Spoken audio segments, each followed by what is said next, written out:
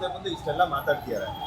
ಮಾತ್ರ ಸಂಸ್ಥೆ ಅದು ಚೇಂಬರ್ ಆಗಿರ್ಬೋದು, ಪ್ರೊಡ್ಯೂಸರ್ ಅಸೋಸಿಯೇಷನ್ ಆಗಿರ್ಬೋದು, ಪೈರಸಿ ಅನ್ನೋ ಪಿಡುಗು ಸುಮಾರು ವರ್ಷದಿಂದ ಇದೆ.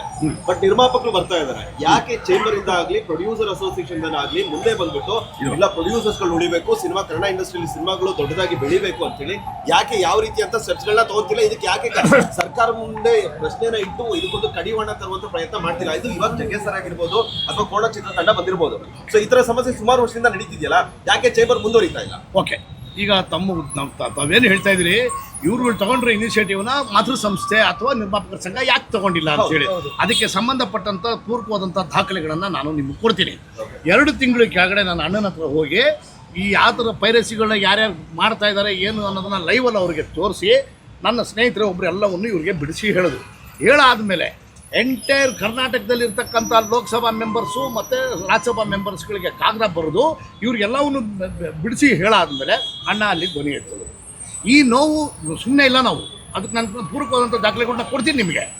ಅಷ್ಟೂ ಜನ ಕೆಲವರು ರಿಯಾಕ್ಟ್ ಮಾಡಿದ್ರು, ಇವರು ರಾಜ್ಯಸಭೆಯಲ್ಲಿ ಮಾತಾಡಿದ್ರು, ಇನ್ನೊಬ್ಬರು MP ಅವರು ಲೋಕಸಭೆಯಲ್ಲಿ ಮಾತಾಡಿದ್ರು. ಸೊ ಈ ಥರದ ಇನಿಷಿಯೇಟಿವ್ ತಗೊಳ್ತಕ್ಕಂಥದ್ದು ಜಗ್ಗೇಶ್ ಅಣ್ಣನಿಗೆ ಒಬ್ಬರಿಗೆ ಯಾಕೆ ಬಂತು? ಇನ್ನು ಮಿಕ್ಕಿದವ್ರಿಗೆ ಎಲ್ರಿಗೂ ಅದು ಬಂದ್ರೆ, ಎಲ್ಲರಿಗೂ ಬಂದ್ರೆ ಸರ್ ಏನಿಲ್ಲ, ನಾವು ಕಂಪ್ಲೇಂಟ್ ಕೊಟ್ಟಂಗೆ ಪ್ರತಿ ತಂಡ ಕಂಪ್ಲೇಂಟ್ ಕೊಡಕ್ಕೆ ಮುಂದೆ ಬಂದ್ರೆ ಯಾರಾದ್ರೂ ಒಬ್ರು ಆಕ್ಷನ್ ತಗೊಳ್ಳೋದಕ್ಕೆ ಜಗ್ಗೇಶ್ ಅವ್ರು ಮುಂದೆ ಬಂದು ಈ ಕೆಲಸ ಮಾಡಿದ್ದಾರೆ.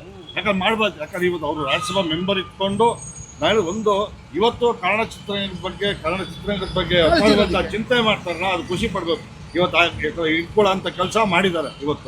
ಇವತ್ತು ಅವ್ರ ಹಿಂದೆ ಎಷ್ಟು ಜನ ಇಟ್ಕೊಂಡು ನಾವು ಯಾಕಂದ್ರೆ ಪ್ರತಿಯೊಬ್ಬರು, ಯಾಕಂದ್ರೆ ಮೊನ್ನೆ ತಾನೇ 45 ಚಿತ್ರ ನಿರ್ಮಾಪಕ ಹೊಟ್ಟೆ ಅವರು ಕಣ್ಣಲ್ಲಿ ನೀರು ಮಾತಾಡ್ಬಿಟ್ಟು ನಾವು ಹೊಡ್ತೀನಿ. ಏನಿವತ್ತು ಅವನ ಅಕೌಂಟಲ್ಲಿ ದುಡ್ಡನ್ನ ಸೀಸ್ ಮಾಡಿ ಅಂತ ಹೇಳಿದೇನಲ್ಲ, $1900 ಏನಿದೆ ಅಂತ ಹೇಳಿದೀವಲ್ಲ, ಅದಷ್ಟು ಪೂರ್ಣ ದುಡ್ಡಲ್ಲ. 45 ದರ್ಶನ್ ಪಿಕ್ಚರು ಮಾರ್ಕು ಇವ್ರದೇನೆ, ಅದನ್ನು ಸೀಸ್ ಮಾಡಕ್ಕೆ ಹೇಳಿ ಮಾಡ್ತಾ ಇದೀವಿ. ಇಲ್ಲಿಗೆ ನಿಲ್ಸೋದಿಲ್ಲ, ನಾವು ಕೆಲಸ ಮಾಡ್ತಾ ಇರ್ತೀವಿ ಅಷ್ಟೇ. ನಾವು ಇಲ್ಲೆಲ್ಲ ಬಂದು ನಿಮ್ಮ ಹತ್ರ ಎಲ್ಲ ಹೇಳ್ಕೊಂಡು ಅದು ಇದು ಹೇಳಕ್ ಹೋಗಲ್ಲ. ನಮ್ಮ ಪಾಡಿಗೆ ಇವತ್ತು ಸ್ಟಾರ್ಟ್ ಮಾಡಿದೀವಿ, ಎಲ್ಲರ ಜೊತೆಗೆ ಸೇರಿಸಿದೀವಿ. ಒಂದೇ ಒಂದು ಮಾತು, ನಿಮ್ಮ ಹಿರಿಯರಾಗಿ ಒಂದು ಕರೆ ಕೊಟ್ಬಿಡಿ. ಜವಾಬ್ದಾರಿ ಇವರೆಲ್ಲ ಮಾಡ್ತಾರೆ. ಯಾಕಂದ್ರೆ ಜಗ್ಗೇಶ್ ನಮಗೂ ಕೂಡ ಜವಾಬ್ದಾರಿ ಇದೆ. ಎಲ್ಲರೂ ಕೈ ಜೋಡಿಸ್ತೀವಿ, ಯಾರು ಕೈ ಜೋಡಿಸ್ತಾರೆ ನೋಡೋಣ ಸರ್, ಕೈ ಜೋಡಿಸ್ತೀವಿ ಸರ್. ಬಟ್ ನಿಮ್ ಕಲಾವಿದ್ರು ಯಾರು ಬರಲ್ಲ ಸರ್, ಯಾಕೆ ಬರ್ತಾರೆ ಸರ್? ಈ ತರ ವಿಚಾರ ಆಯ್ತು ಕೇಳಿ ಎಲ್ಲಾರ್ಗು ಪೆಟ್ಟ. ಯಾಕಂದ್ರೆ 45 ಚಿತ್ರ ನಿರ್ಮಾಪಕರು ಅವರು ನಿಜವಾದ ಕಣ್ಣೀರು ಹಾಕ್ತಾರೆ, ಬಟ್ಟೆ ಹೊಡ್ಬೇಕು. ನಮಗೆ ಒಬ್ಬ ನಿರ್ಮಾಪಕ ಈ ಮತ್ತೆ ಕಣ್ಣೀರು ಹಾಕ್ತಾರೆ ಮಾಧ್ಯಮದ ಮುಂದೆ ಅಂತ ಹೇಳಿ. ಬಟ್ ಇವತ್ತು ಪ್ರತಿಯೊಬ್ಬರು ಆ ನಿರ್ಮಾಪಕರು ನಟರು ಕೂಡ ಇದು ಕೈ ಜೋಡಿಸ್ಬೇಕು. ಈ ಒಂದು ಏನು ಆ ಜಾಲ ಹಿಡಿದಿದ್ದಾರೆ.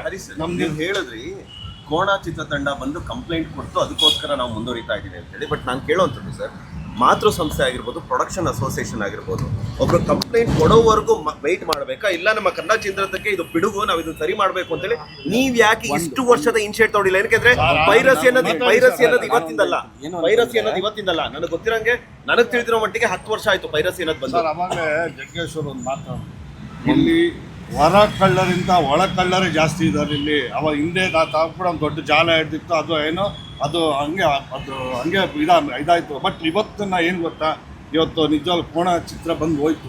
ಇವತ್ತು ಆ ತಂಡ ಇವತ್ತು ಏನು ಆರೋಪಿಗಳನ್ನ ಹಿಡ್ದಿದ್ದಾರೆ. ನಿಜವಾಗ್ಲೂ ಇವತ್ತು ದೊಡ್ಡ KCP ಸಾಹೇಬರು ಕೂಡ ಸಿವಿಯರ್ ಆ್ಯಕ್ಷನ್ ತೊಗೊಳ್ತೀನಿ ಅಂತ ಈ ಒಂದು ವಿಚಾರವಾಗಿ ಪ್ರತಿಯೊಂದು ಇಂಡಸ್ಟ್ರಿಯಲ್ಲಿ ಇರ್ತಕ್ಕಂಥ ಪ್ರತಿಯೊಬ್ಬರು ಕೂಡ ಈ ಒಂದು ಇದಕ್ಕೆ ಕೈ ಜೋಡಿಸ್ಬೇಕು ಅಂತೇಳಿ ನಾನು ಕೇಳ್ಕೊಂಡು ಸರ್, ನಮ್ದೊಂದು ಸಲಹೆ ಏನಂದ್ರೆ, ಬರೀ ಸಿನಿಮಾ ರಿಲೀಸ್ ಆಗಿದಾವೆ, ಈಗ ಅವು ಮಾತ್ರ ಸಿಕ್ಕಿದಾವೆ. ಮುಂದೆ ಸಿನಿಮಾ ರಿಲೀಸ್ ಆಗೋ ತುಂಬಾ ಇದಾವೆ. ಆ ಪ್ರೊಡ್ಯೂಸರ್ ಇನ್ಸೆಂಟಿವ್ ತಗೋಬೇಕು. ಇವಾಗ ಅವ್ರು ಬಂದು ನಿಂತ್ಕೋಬೇಕು ಮೇಜರ್ಗೆ. ಪಾಪ ಇವಾಗ ಕಳ್ಕೊಂಡಿರೋ 45, ಆಮೇಲೆ ಮಾರ್ಕ್, ಆಮೇಲೆ ಡೆವಿಲ್, ಈ ಚಿತ್ರ ಸಂಬಂಧಪಟ್ಟಂತ ಕಲಾವಿದರಾಗ್ಬೋದು, ತಂಡ ಪ್ರತಿಯೊಬ್ಬರು ಈ ಒಂದು ವಿಚಾರಕ್ಕೆ ಎಲ್ಲ ಕೈ ಜೋಡಿಸ್ಬೇಕು. ಯಾಕಂತ ಈ ಜಾಲ ಬೇರೆ ಸಮೇತ ಕಿತ್ತು ಬಿಸಾಕ್ಬೇಕು. ಮುಂದೆ ಬರೋರು ಬರ್ಬೇಕು ಸರ್, ಮೇಜರ್ ಯಾರು ಬರ್ತಾರೆ ಅನ್ನೋದು ನಮ್ಗೆ ಸಿನಿಮಾ ಡೇಟ್ ಅನೌನ್ಸ್ ಆದಾಗ ಗೊತ್ತಾಗತ್ತೆ, ಯಾವಾಗ ರಿಲೀಸ್ ಆಗತ್ತೆ ಅಂತ. ಇವಾಗ ನಾವು ಏನ್ ಹೇಳ್ಬೋದು ಅಂತಂದ್ರೆ, ಎಲ್ಲೋ ನಾವು ಕುತ್ಕೊಂಡ್ಬಿಟ್ಟು ಪೈರಸಿಗೆ ನಾವು ಇದನ್ನೇನೋ ಒಂದು ಮಾಡ್ತೀವಿ ಅಂತ ಯಾರ್ಯಾರು ಮಾತಾಡಿದಾರಲ್ಲ ಅವರೆಲ್ಲ ಕಂಪ್ಲೇಂಟ್ ಕೊಡ್ಬೇಕು. ಇವಾಗ ನಮ್ಗೆ ಲೀಗಲ್ ಆಗಿ ಹೋಗ್ಬೇಕು. ಅವ್ರು ಕಂಪ್ಲೇಂಟ್ ಕೊಟ್ಟಾಗ್ಲೇನೆ ಎಲ್ಲರೂ ಸೇರಕ್ಕಾಗದು. ಓನರೇ ಮುಂದೆ ಬಂದಿಲ್ಲ, ಓನರೇ ಕಂಪ್ಲೇಂಟ್ ಕೊಟ್ಟಿಲ್ಲ. ಈಗ ಲೀಗಲ್ ಪ್ರೋಸೆಸ್ ಈಗ ನಡೆಯೋದಲ್ಲ. ಈಗ ನನ್ನ ಸಿನಿಮಾ ನನ್ನ ಪೈರಸಿ ಮಾಡಿದ್ದಾರೆ, ನಂದು ಕದ್ದಿದ್ದಾರೆ ಅನ್ನೋದಾಗ ನಾ ಕಂಪ್ಲೇಂಟ್ ಕೊಟ್ಟಾಗ ಏನಾಗುತ್ತೆ, ಅದು ಲೀಗಲ್ ಆಕ್ಷನ್ ಪ್ರೊಸೀಡಿಂಗ್. ಈಗ ಎಲ್ಲರೂ ಮಾತಾಡೋದು. ಈಗ ಪಾಪ ಅವ್ರ ಇದು ಪಿಕ್ಚರ್ ಇದ್ದಾಗ ಬರೋದಲ್ಲ. ಚೇಂಬರ್ ಇಂದಲೂ ಕೊಡ್ಬೋದು ಬಟ್ ಅವ್ರ ಲೀಗಲಿ picture ಸ್ಟ್ಯಾಂಡ್ ಆಗ್ಬೇಕು ಅವ್ರು ಅಂತಂದ್ರೆ ಎಲ್ಲರೂ ಮುಂದೆ ಬರ್ಬೇಕು ಸರ್. ಲೀಗಲಿ ಸ್ಟ್ಯಾಂಡ್ ಎಲ್ಲರೂ ಆದಾಗ ಬರ್ಬೋದು. ಸಿನಿಮಾದವ್ರದಿಂದಾನೇ ಬರಬೇಕು. ಯಾರು ಇಂಥ ಪರ್ಟಿಕ್ಯುಲರ್ ಸಿನಿಮಾ ನನ್ನ ಸಿನಿಮಾ ಈ ಥರ ಲಾಸ್ ಆಗಿದೆ, ನನ್ನ ಸಿನಿಮಾ ಈ ಥರ ಪೈರಸಿ ಮಾಡಿದ್ರೆ, ಇನ್ಕ್ಲೂಡಿಂಗ್ ನೀವು CVFCಗೆ ಹೋದ್ರೂ ಏನದು ಈ ಆ್ಯಕ್ಟ್ ಪ್ರಕಾರ ಶಿಕ್ಷೆ ಕೊಡಿಸೋದಿದೆ. ಅಲ್ಲೂ ಅಷ್ಟೇ ಯಾರು ನೊಂದಂಥ ಪ್ರೊಡ್ಯೂಸರು ಅವರೇ ಅವ್ರ ಕಡೆಯಿಂದ ರಿಟರ್ನ್ ರೂಪದಲ್ಲಿ ಕಂಪ್ಲೇಂಟ್ ಕೊಟ್ಟಾಗ ಲೀಗಲ್ ಪ್ರೊಸೀಡಿಂಗ್ ಆಗೋದು. ಸೊ ಚಿತ್ರ ಚೇಂಬರಿಂದ ಆಗಿರ್ಬೋದು ಇಲ್ಲ ಪ್ರೊಡ್ಯೂಸರ್ ಅಸೋಸಿಯೇಷನಿಂದ ಅವ್ರೇನು ಮಾಡ್ಬೋದು ಅಂತಂದರೆ ಇದನ್ನು ಸರ್ಕಾರದ ಲೆವೆಲಲ್ಲಿ ಈಗೇನು ನಾವು ಕಂಪ್ಲೇಂಟ್ ಕೊಟ್ಟಿದ್ದೀವಿ, ಹಿಡಿತಾ ಇದ್ದೀವಿ, ಇದೊಂದೇ ಕೇಸ್ ಅಲ್ಲ, ಇದು ಬರೀ ಒಂದು ಬ್ರಾಂಚ್ ಅಷ್ಟೇ ಇವನೊಬ್ಬ ಸಿಕ್ಕಿರೋದು. ಇದು ಬಿಟ್ಟು ಇನ್ನು ಫೇಸ್ಬುಕ್ಕು, ಇನ್ಸ್ಟಾಗ್ರಾಮು, ನಾನು ಎಲ್ಲರಿಗೂ ಅದು ಕೇಳೋಕ್ಕೆ ಟ್ರೈ ಮಾಡ್ತೀನಿ. ಯಾಕೆಂತಂದರೆ ಯಾವ್ಯಾವ ಆ್ಯಪಲ್ಲಿ ಇದ್ದಾರೆ ನಿಮ್ಮ ಪ್ರತಿಯೊಬ್ಬರಿಗೂ ಕೋಣ ಸಿನಿಮಾ ಒಂದೇ ಅಂತಲ್ಲ, ಎಲ್ಲ ಸಿನಿಮಾಗಳು ಸೇರಿಸ್ಕೊಳ್ಳಿ. ಬಟ್ ಕೋಣ ಸಿನಿಮಾ ಯಾವ್ಯಾವ ಆ್ಯಪಲ್ಲಿ ಬಿಟ್ಟಿದ್ದೀರಾ ಎಲ್ಲ ಆ್ಯಪಲ್ಲಿ ಯಾವ್ಯಾವ ಅಕೌಂಟ್ ಇದೆ ಎಲ್ಲರೂ ಬಂದೇ ಬರ್ತೀವಿ, ಎಲ್ಲರೂ ಮೀಟ್ ಮಾಡೇ ಮಾಡ್ತೀವಿ. ನೀವೆಲ್ಲರೂ ಒಂದೊಂದು ದಿವಸ ಸ್ಟೇಷನಲ್ಲಿ ಬಂದು ಲಾಂಚ್ ಆಗಿ ಆಗ್ತೀರ. ಅದೊಂದನ್ನು ಮಾತ್ರ ನಾನು ಅಶ್ಯೂರ್ ಮಾಡ್ಬೋದು ನಾವು. ಜಗ್ಗೇಶ್ ಸರ್ ಮಾಡಿ ಲೈವ್ ಸರ್ ಲಕ್ಷ ವೀಕ್ಷಣೆ ಕಂಡಿದೆ. ಒಬ್ಬ ಸ್ಟಾರ್ ಹತ್ರ ಕೂಡ ಇದುವರೆಗೂ ಕೂಡ ಒಂದು ಸ್ಟೋರಿ ಹಾಕಿಲ್ಲ, ಅಟ್ಲೀಸ್ಟ್ ಒಂದು ಪೊಲೀಸ್ ಸ್ಟೇಷನ್ ಮತ್ತೆ ಇಲ್ಲ. ನಾವು ಸಿನಿಮಾಗೆ ಏನು ಆಗಿಲ್ಲ ಅಂತ ಏನು ಆಗಲಿ ಸರ್. ಏನ್ ಗೊತ್ತಾ, ದುಡ್ಡಿರೋ ಸಿನಿಮಾಗಳಿಗೆ ಮ್ಯಾಟ್ರ್ ಆಗ್ತಾ ಇಲ್ಲ.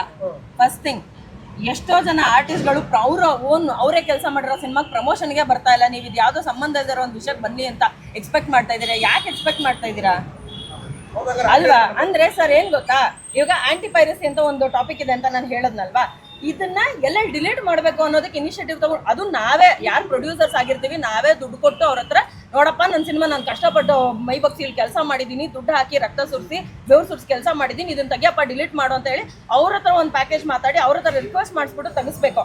ಕೆಪಾಸಿಟಿ ಇರೋರು ಏನು ಮಾಡ್ತಾರೆ, ಇಲ್ದಿರೋರು ಏನು ಮಾಡ್ತಾರೆ, ಒದ್ದಾಡ್ತಾರೆ. ಸರ್ ಇದೊಂಥರ ಹೆಂಗ್ ಗೊತ್ತಾ, ಇವಾಗ ಪೆಟ್ರೋಲ್ ಪ್ರೈಸ್ ಜಾಸ್ತಿ ಆಗಿದೆ ಅಂತಂದ್ರೆ ನೀವೆಲ್ಲರೂ ಸೇರಿ ಸ್ಟ್ರೈಕ್ ಮಾಡಿದಾಗ ತಾನೇ ಸರ್ಕಾರ ಒಂದು ಡಿಸಿಷನ್ ತಗೊಳುತ್ತೆ. ನೀವು ಯಾರು ಸ್ಟ್ರೈಕೇ ಮಾಡಲಿಲ್ಲ ಅಂತಂದ್ರೆ ಯಾರು ಬರ್ತಾ ಇಲ್ಲ. ಅದಕ್ಕೆ ಜವಾಬ್ದಾರಿ ಏನಂದ್ರೆ ವಾಣಿಜ್ಯ ಮಂಡಳಿ ಅದು ಮುಂದೆ ಬಂದು ನಿಂತ್ಕೊಂಡು ಬರ್ಬೇಕು ಅಂತ ಕರೆ ಕೊಟ್ಟು ಬರ್ತಾರೆ. ಇವಾಗ ನಾವ್ ಹೆಂಗ್ ಇನಿಷಿಯೇಟಿವ್ ತಗೊಂಡಿದ್ದೀವಿ, ನಾನು ರಿಕ್ವೆಸ್ಟ್ ಮಾಡ್ತೀನಿ ಪ್ರತಿಯೊಂದು ಟೀಮ್ ಯಾರ್ಯಾರು ನಮ್ಮ ಸಿನಿಮಾ ಪೈರಸಿ ಆಗ್ತದೆ, ನಾನು ಒಂದು 1000 ಜನ ಕಳ್ಸಿರ್ತೀನಿ ವಿಷಯನ, ಯಾರು ತಲೆ ಕೆಡಿಸ್ಕೊಳ್ಳಲ್ಲ. ಕೆಲವರು ಜಸ್ಟ್ ನೋಡ್ಬಿಟ್ಟು ಸುಮ್ಮನಾಗಿದ್ದಾರೆ. ನನಗೇನೆ ಅದೇ ರಿಯಾಕ್ಷನ್ ಬಂದಿದೆ ಅಂತಂದ್ರೆ, imagine somebody else is doing ಅಂದ್ರೆ ನಂಗೆ ಗೊತ್ತಿರೋರೇ ಮಾಡಿರ್ತಾರೆ, ರಿಯಾಕ್ಷನ್ 0 ಇರುತ್ತೆ, ಸಂಬಂಧ ಇರಲ್ಲ ಅಂತ ಇರುತ್ತೆ. ಇದು ಎಲ್ಲ ಸಿನಿಮಾದವರು ಇನಿಷಿಯೇಟಿವ್ ತಗೊಳ್ಳಿ ಮಾಡಿ. ರವಿ ಆಗ್ಲಿ ತನಿಷ್ ಆಗ್ಲಿ ಇನಿಷಿಯೇಟ್ ತಗೊಂಡಿದ್ದಾರೆ. ಆಮೇಲೆ ಜಗ್ಗೇಶ್ ಅವ್ರು ಮುಂದೆ ಬಂದು ಇನಿಷಿಯೇಟ್ ತಗೊಂಡಿದ್ದಾರೆ. ಈ ಒಂದು ವಿಚಾರಕ್ಕೆ ಎಲ್ಲರೂ ಶಕ್ತಿ ತುಂಬಬೇಕು ಅಂತ ಹೇಳಿ ಹೇಳ್ತೀನಿ. ಸರ್ ಇನ್ನೊಂದು ಏನ್ ಗೊತ್ತಾ, ಪ್ರೊಡ್ಯೂಸರ್ಸ್ ಏನೇ ಕಷ್ಟಪಟ್ಟು, ನಾನು ಆಕ್ಟ್ರೆಸ್ ಆಗಿ ನಾನು ಪ್ರೊಡ್ಯೂಸರ್ ಆಗಿ ನಾವು ಇವಾಗ ಕಷ್ಟಪಟ್ಟು ಕೆಲಸ ಮಾಡಿದಾಗ್ಲೇನೆ ಪ್ರೊಡ್ಯೂಸರ್ ನೋವು ಏನು ಅನ್ನೋದನ್ನ ನಾನು ಅರ್ಥ ಮಾಡ್ಕೊಳ್ಳೋಕೆ ಸಾಧ್ಯ ಆಯ್ತು. ಬೇರೆಯವ್ರಿಗೆ ಅದು ಅರ್ಥ ಮಾಡಿಸ್ಬೇಕಾಗತ್ತೆ. ಯಾಕಂದ್ರೆ ಆ ಶೂನಲ್ಲಿ ನಿಂತಿಲ್ಲ ಅಂತಂದ್ರೆ ಆ ನೋವೇನು ಅಂತ ಗೊತ್ತಾಗಲ್ಲ. ಇನ್ನೊಂದು, ಸಿನಿಮಾ ಥಿಯೇಟರ್ನಲ್ಲಿ ನೋಡಿದಾಗ ಏನೋ ಅಲ್ಪ ಸ್ವಲ್ಪ ಪ್ರೊಡ್ಯೂಸರ್ ನೋಡ್ತಾನೆ ದುಡ್ಡನ್ನ, ಅದೇ OTTಗೆ ಅಂತ ಬಂದಾಗ, ಸ್ಯಾಟಲೈಟ್ ಅಂತ ಬಂದಾಗ ಏನೋ ಅಲ್ಪ ಸ್ವಲ್ಪ ದುಡ್ಡು ಪ್ರೊಡ್ಯೂಸರ್ ಪಾಕೆಟ್ಗೆ ಹೋಗುತ್ತೆ.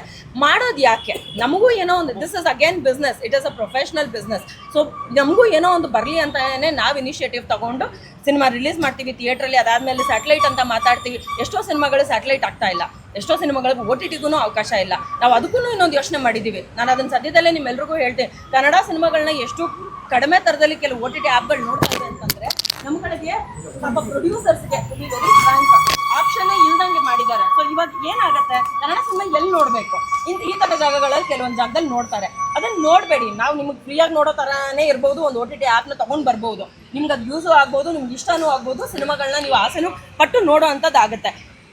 ಪೈರೇಟೆಡ್ ಯಾಕೆ ನೋಡ್ತೀರಾ? ಕೆಡ್ದಾಗ ಸಿನಿಮಾನ ಯಾಕೆ ನೋಡ್ತೀರಾ? ಎಂಜಾಯ್ ಮಾಡಿ, ಆರಾಮಾಗಿ ನೋಡಿ. OTTನಲ್ಲಿ ಎಷ್ಟು ಮಹಾ ಪೇ ಮಾಡಿರ್ತೀರಾ ನೀವು? ಒಂದು ಸಬ್ಸ್ಕ್ರಿಪ್ಷನ್ ನೀವು ತಗೊಂಡು 1000 ಸಿನಿಮಾ ನೋಡಿರ್ತೀರಾ? ಆ ಥರದ್ದೆಲ್ಲ ವೀಕ್ಷಕರನ್ನ ತಡೆಯಕ್ಕಾಗಲ್ಲ. ಅವ್ರಿಗೆ ಫ್ರೀ ಸಿಕ್ತು ಅಂದ್ರೆ ಎಲ್ಲರೂ ನೋಡ್ತಾರೆ. ಥಿಯೇಟರ್ಗೆ ಸಮಸ್ಯೆ ಏನು ಅಂತಂದ್ರೆ, ಈಗ ಒಬ್ಬ ಏನು ಈ ದುಡ್ಡು ಕೊಟ್ಟಿರೋದು 5 ಲಕ್ಷ ಜನ, 5 ಲಕ್ಷ ಜನ ಯಾರು ಮೊಬೈಲಲ್ಲಿ ನೋಡಿದ್ದಾರೆ, ಆ ಮೊಬೈಲಲ್ಲಿ ನೋಡಿದ್ರೆ ಥಿಯೇಟರ್ ನೋಡಿದ್ರೆ 5 ಕೋಟಿ ರೂಪಾಯಿ. ಯಾರಿಗೆ? ಒಬ್ಬ ನಿರ್ಮಾಪಕಕ್ಕೆ 100 ರೂಪಾಯಿ ಥಿಯೇಟರ್ ಆವ್ರೇಜ್ ಅಂತಂದ್ರು.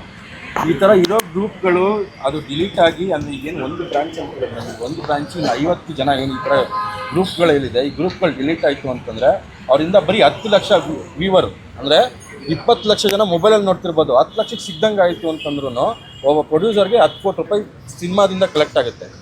ಇದಕ್ಕೋಸ್ಕರ ಹೋರಾಡ್ತಾ ಇದ್ದೀವಿ. ಇದ್ರ ಜೊತೆಗೆ ಎಲ್ಲರೂ ಈಗ ತುಂಬ ಸಪೋರ್ಟ್ ಮಾಡ್ತಾರೆ. ಈಗ ನಾವೇನು ಮಾಡ್ತೀವಿ ಅಂತಂದರೆ, ಇದೊಂದನ್ನಲ್ಲ, ಇದರಿಂದ ಟ್ರ್ಯಾಕ್ ಡೌನ್ ಮಾಡ್ಕೊಂಡು ಇಲ್ಲ ಎಷ್ಟೇ ದಿವಸ ಆಗಲಿ, ಇದು ನಮ್ಮ ಕೋಣ ಸಿನಿಮಾ ತಂಡ ಕೋಣಗೋಸ್ಕರ ಅಂತ ಮಾಡ್ತಿಲ್ಲ, ಇಡೀ ಸಿನಿಮಾ ಇಂಡಸ್ಟ್ರಿಗೆ ಏನು ಬೇಕು ಇದನ್ನ ಅಟ್ ದಿ ಎಂಡ್ವರೆಗೂ ಟ್ರ್ಯಾಕ್ ಡೌನ್ ಮಾಡೋದಂತೂ ಖಂಡಿತ. ಇದು ಒಬ್ರದಂತೂ ಅಲ್ಲ, ಎಲ್ಲರೂ ಒಳಿತಿಗಾಗಿ ಮಾಡ್ತಾ ಇರುವಂತ ಒಂದು ಇನಿಷಿಯೇಟಿವ್ ಇವಾಗ ನಾವು ತಗೊಂಡಿದ್ದೀವಿ. ಮೇ ಬಿ ಇದನ್ನ ನೋಡಿ ಇನ್ನೊಂದು 10 ಜನ ತಗೊಳ್ಬಹುದು. ಎಲ್ರಿಗೂ ಸೇರಿ ಒಟ್ಟಿಗೆ ನಾವು ನಿಂತಾಗ we will be very strong. ದಯವಿಟ್ಟು ಯಾರು ಪೈರಸಿ ಸಿನಿಮಾಗಳನ್ನ ಮಾಡಬೇಡಿ, ನೋಡಬೇಡಿ.